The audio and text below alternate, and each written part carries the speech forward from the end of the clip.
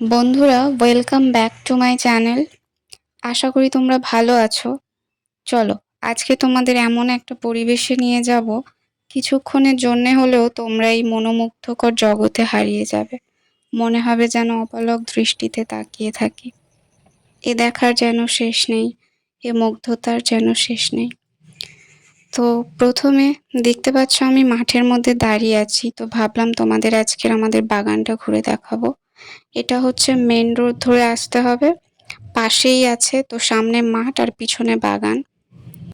প্রকৃতি যেন এক অপরূপ সাজে সেজে উঠেছে। দু চোখ ভরে দেখে যেন এই জীবন সার্থক করি। তো দেখতে পাচ্ছ চারিদিকে রয়েছে কি সুন্দর গাছপালা, আর মাথার ওপর আছে দেখো খোলা নীল এই অসীম আকাশ। কি অপূর্ব এক ভালো লাগা।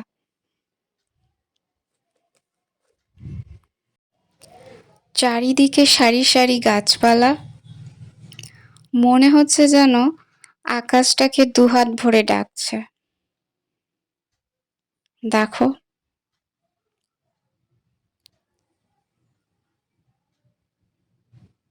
এ সৌন্দর্যের শেষ নেই, এ মুগ্ধতার শেষ নেই। যেন মনে হয় দু চোখ ভরে চেয়ে চেয়ে দেখি। বিকালের পড়ন্ত রোদ আর দূরে ওই দিগন্ত রেখা দেখতে পাচ্ছ? সারি সারি গাছের ফাঁক দিয়ে দেখা যাচ্ছে সূর্যাস্তের রঙিন আভা, যেন প্রকৃতির সঙ্গে লুকোচুরি খেলায় মেতে উঠেছে।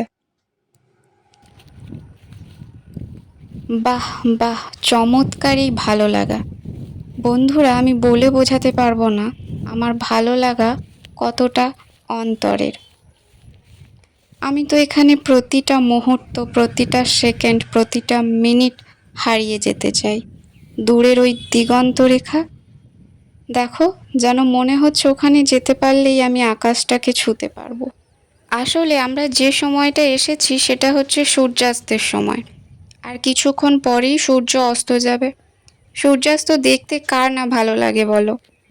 প্রকৃতির এই সৌন্দর্যকে উপেক্ষা করার সাধ্য বোধহয় আমাদের কারোরই নেই। আমার সঙ্গে সঙ্গে তোমরা এক মুহূর্তের জন্য হলেও ভালো লাগার এক অপূর্ব জগতে নিজেদের হারিয়ে ফেলেছ কি, তাই তো মনে হচ্ছে? তো তো চলো, এরপর হাঁটতে হাঁটতে সামনের দিকে এগিয়ে যাওয়া যাক। তো দেখতে পাচ্ছ চারপাশের ওই সাইডটা গাছপালাগুলো তোমরা দেখলে, তো এরপর সামনে যেগুলো আছে তোমাদের সঙ্গে শেয়ার করব।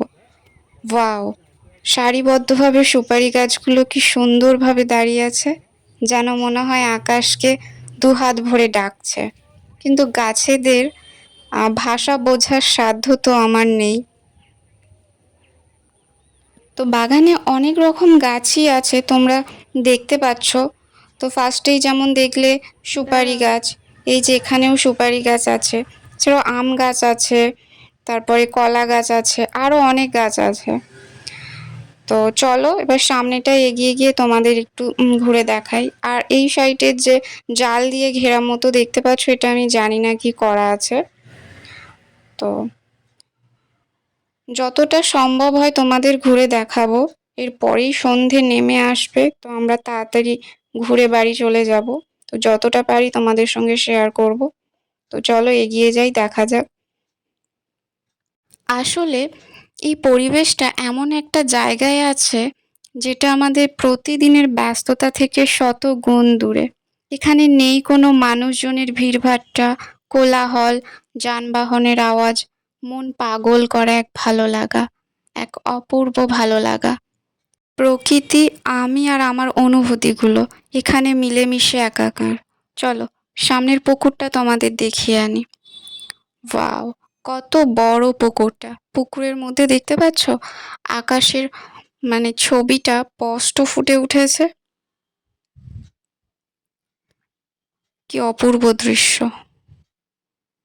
মনে হচ্ছে এই পুকুর পাড়ে বসে এই মুহূর্তটাকে উপভোগ করি।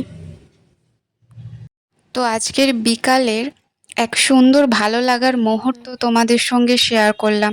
কতটা ভালো লেগেছে আমাকে জানিও। তো মাঝে মাঝে দু একটা পাখি এমনভাবে ডাকছে, যে এত সুন্দর লাগছে, এত ভালো লাগছে, মনটা ভরে উঠছে।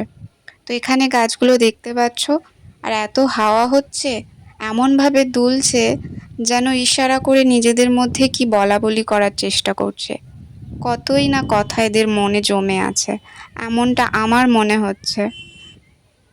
তো বন্ধুরা, আমি আমার মনের কিছু অনুভূতি তোমাদের সঙ্গে আর শেয়ার করলাম। জানি না তোমাদের কতটা ভালো লেগেছে। প্রকৃতির এই অনুভূতি আমার মনে যা হয়েছে আমি তাই তোমাদের সঙ্গে বললাম। আমার ভালো লাগার মুহূর্তগুলো তোমাদের সঙ্গে শেয়ার করলাম। তো দেখতে পাচ্ছ খোলা এই অসীম নীলাকাশ, পাখিদের গুঞ্জন, আর আকাশে মেঘেদের আনাগোনা। বাহ, অপূর্ব ভালো লাগা। এ ভালো লাগার শেষ নেই। আমি তো এখানে প্রত্যেকটা দিন এসে কাটিয়ে যেতে চাই। মুহূর্তগুলো প্রত্যেকটা দিন তোমাদের সঙ্গে শেয়ার করতে চাই। তো আমার ভিডিওর মাধ্যমে, আমার মনের অনুভূতির মাধ্যমে তোমাদের কতটা বোঝাতে পারলাম জানি না।